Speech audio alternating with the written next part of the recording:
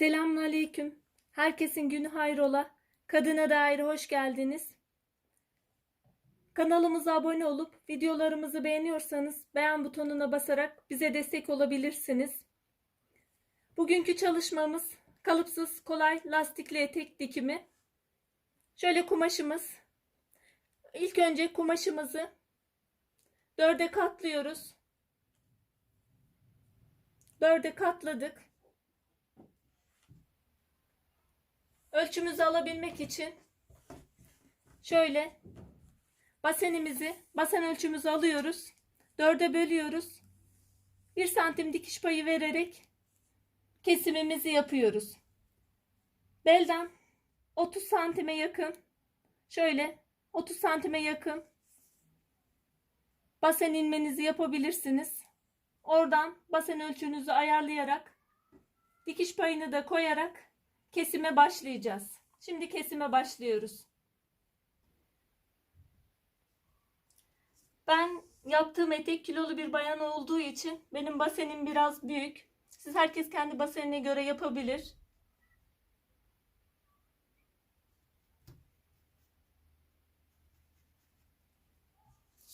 Buradan aldığımız ölçüden şöyle gösteriyorum.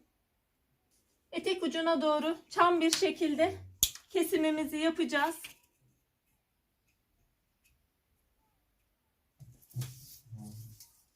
Şu şekilde devam edeceğiz.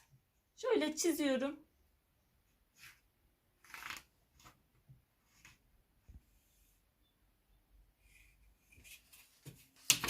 Çizimimizi yaptık. Şimdi kesiyoruz. Kesime başlıyoruz.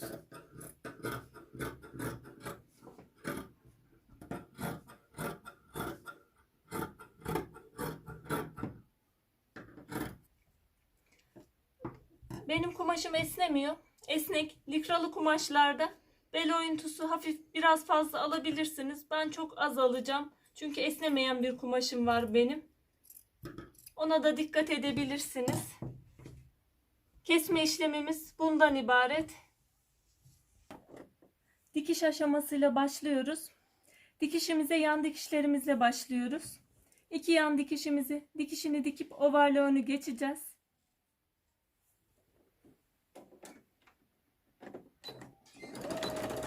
Pekiştirdim. Devam ediyorum.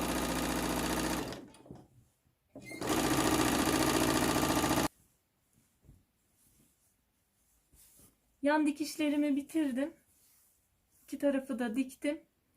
Şimdi zikzak ayarıyla overlock'unu yani sülfülesini gideceğim.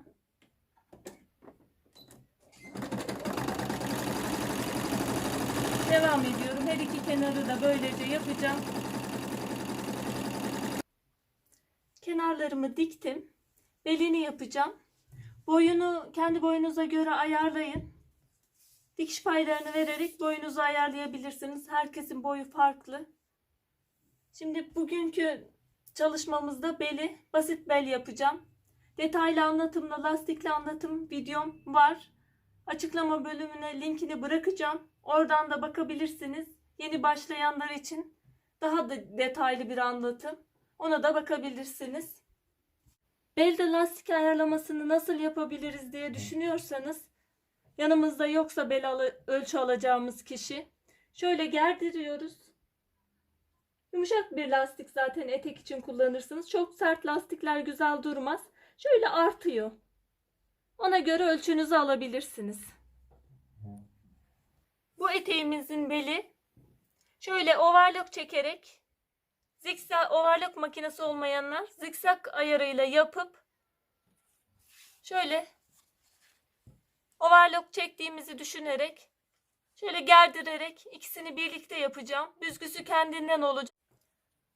Şimdi bel aşamasına, dikiş aşamasına geçiyoruz. Lastiğimizi geçirmek için önce lastiğimizi dikmemiz gerekiyor. Şöyle üst üste koyarak dikiyoruz. Bu şekilde değil. Bu şekilde lastik hem atar hem kaba durur. Bu şekilde yapacağız. Lastiğimizi dikiyoruz.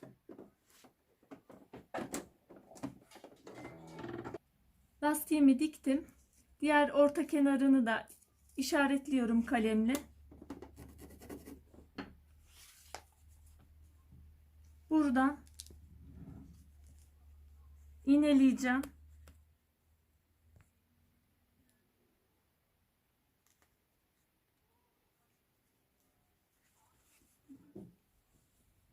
Diğer orta kenara da diğer şeyi iğneleyeceğim. İşaret koyduğumu. Çünkü çekerek dikeceğim.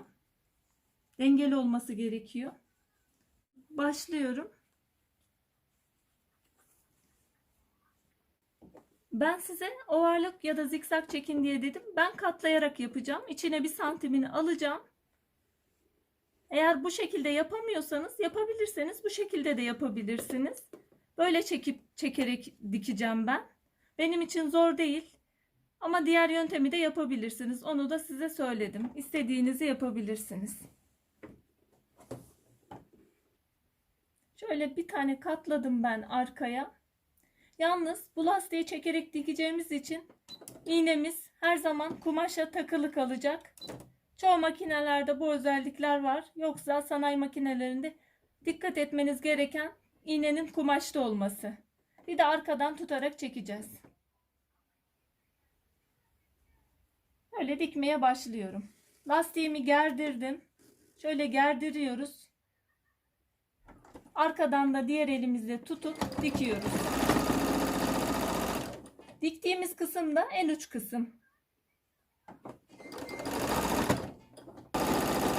Kenar dikişinden en uç kısmından dikiyorum.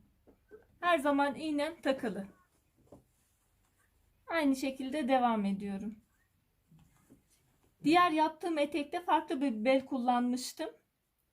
Onu da bakabilirsiniz. Zaten o söylediğim gibi o videom daha detaylı. Şöyle gerdiriyorum. Ona da bakabilirsiniz.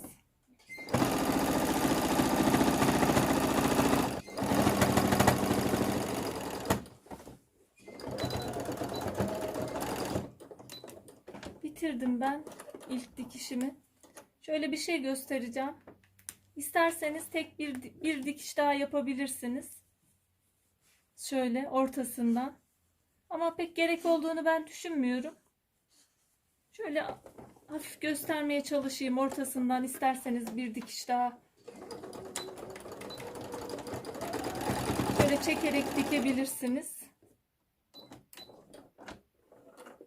Şöyle gözükecek. Zaten lastikle birlikte diktiğim için şöyle gösteriyorum. Kayma ihtimali, dönme ihtimali olmayacak. O yüzden ikinci dikişi ben yapmayacağım. Siz arzu ederseniz dikebilirsiniz. Bel lastiğimiz bu şekilde oldu.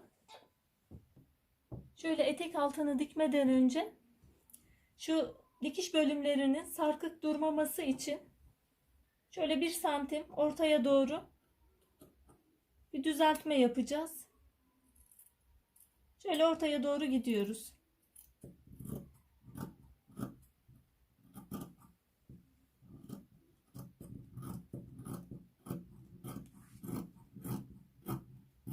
Burada sıfırladım.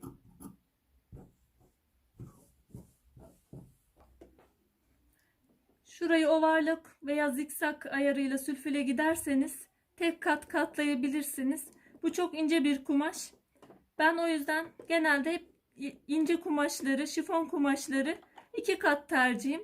Kaba da durmuyor ve daha sağlam oluyor. Bağda bahçede giyerseniz eğer ota çalıya takıldığı zaman overlocklar ister istemez püskürüyor.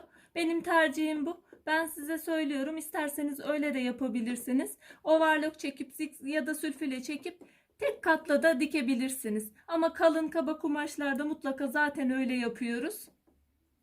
Şimdi başlıyorum dikmeye. Alt kısmını da dikiyorum. Çok küçük bir katlama yaptım. Şöyle buradan gösteriyorum. Daha önceki videolarımda da söylemiştim. İğneden şuradaki ilk çizgiye kadar 1 santim, 1,5 santim, 2 santim.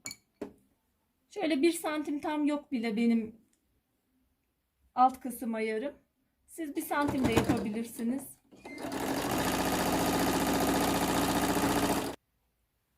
Alt dikişimi de bitirdim. Şimdi son aşamasını göstereceğim. Arkadaşlar ben eteğimi bitirdim. Şimdiden denemek isteyen, yapmak isteyen arkadaşlara kolaylıklar diliyorum. Allah'a emanet olun. Hoşça kalın, sağlıcakla kalın.